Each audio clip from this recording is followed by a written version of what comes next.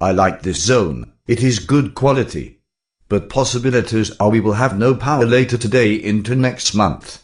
So we will need to go to a hotel if we even get a chance to because of the storms knocking out power and destroying our homes. We will not be able to experience Mario Kart 8 nor will we get a chance to explore another zone ever again. Destroying parts of Canada or the eastern US can be very destructive if ever. Slides like this can be troublesome but I can't sound like a tiny ant or a normal human like Rob Vote. Let's look at the next sliding penguin. 1,000,000 times the greater part on how slides make up the field now for the best part. Possibility powerful penguins game freedom Facebook book face a fallen tree on 304,654 North Garden Hose Lane Angeliweed on Illinois. I am on a party boat. Yet, I have no impression on Orgino-flavored drinks with 50 trillion lies and 50 xillion mile-an-hour wind gusts up to 50 extratillion miles per extratillionth of a sec 0 nd. hqqp//www. Come www.aparo-down-arrow-retiro-lift-com. Gage_Wolf said, all the doom and gloom surrounding the recent Wii U sales estimates and the subsequent buzzing of rumors and speculation got me to thinking, why do we care about our video game consoles so much, and more specifically the Wii U? And should we? I have a smartphone as I'm sure many other people do, and it probably cost me about as much as most of my video game systems. My iPhone is most definitely interwoven into just about everything I do in my daily life. I boot up my Wii U a few times a week and goof around for a few hours before bed.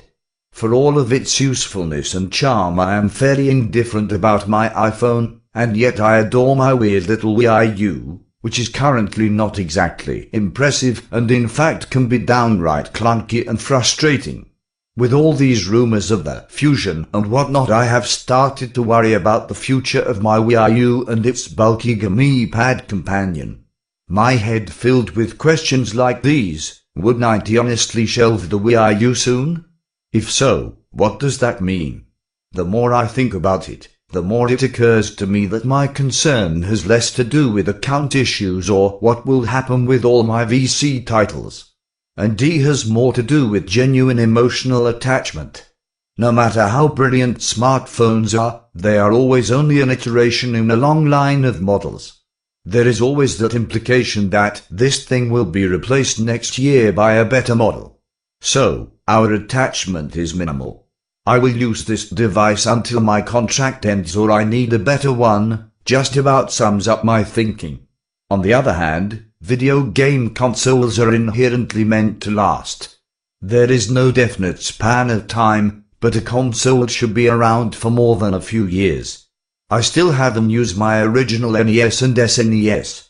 I don't look at them as past models of video gaming though, but as old friends. Not only have they given me 1,000 plus. The answer is no.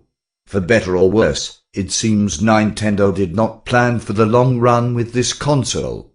I am not a tech-head gamer type that insists on high-performance gaming, but I do relish in the idea of reaching the next level in graphics, gameplay, etc., just as I relish seeing the next world in Super Mario 3D World. I could make a list of things that have seemingly already dated the poor Wii U: low-resolution camera, almost last general specs, slow IO, boring console design, etc. The gamepad already feels behind the times and extraneous.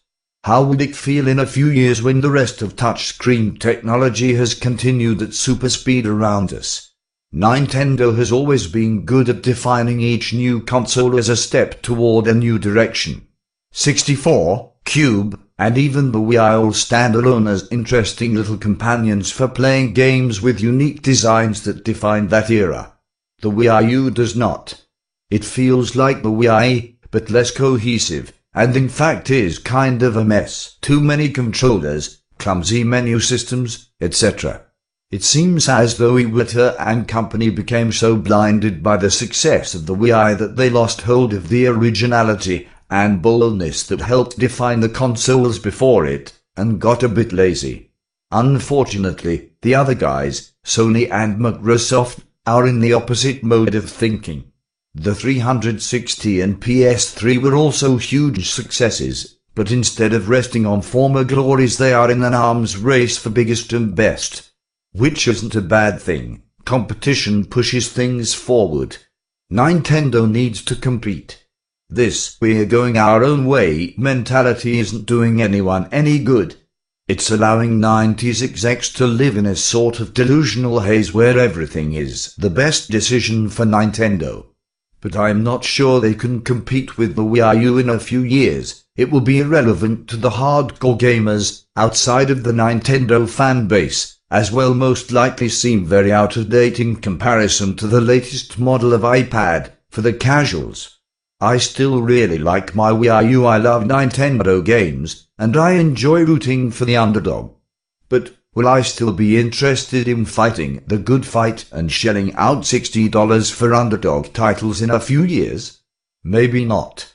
It's occurring to me that the affection I have for the Wii U is running on fumes of their former consoles. Nintendo needs to step out from under this current situation and really go for it. Take Sony and Microsoft head on. What that means exactly, a new console in the near future or a major update to the Wii U? Who knows, but either way I'm ready to jump. I want Nintendo to define a new era, not just exist alongside the current one. Group of symbols. Can you see it? A Wii U gamepad. Wins are at 10 extillion Miiverses. Yet, Miiverse or Miiverse is a good service which got milked like a cow on the 55DS. Music games are non-existent. At Brian, is this my turn to talk? So what do I put in a slide besides talks? Perhaps maybe a kind old man writing up. Hey, I am talking now. Now I am talking. Now I am talking. What you guys talking about? I am talking about global cooling. And how We are coping with the changes to group events.